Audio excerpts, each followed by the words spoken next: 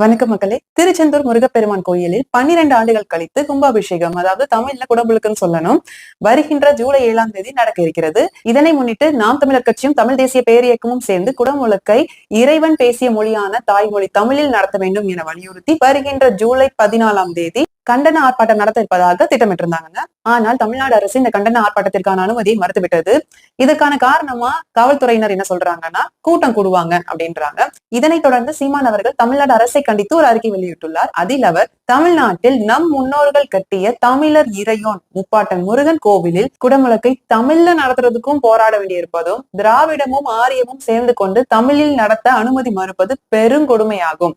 இதுதான் திராவிட மாடல் 2.0 தமிழ் வளர்க்கும் லட்சணமா அப்படின்னு அவர் காட்டமா சாடி இருக்காருங்க. இப்போ தமிழ் கடவுளான முருகனுக்கு சமஸ்கிருதத்துல குடமுழுக்க நடத்துவதா இல்லை தமிழில் குடமுழுக்கை நடத்த வேண்டுமான்ற உங்க கருத்தை பின்னோட்டத்துல பதிவிடுங்க. மேலும் தகவலுக்கு என்னுடைய வலையொலி மறக்காம பின்தொடருங்க.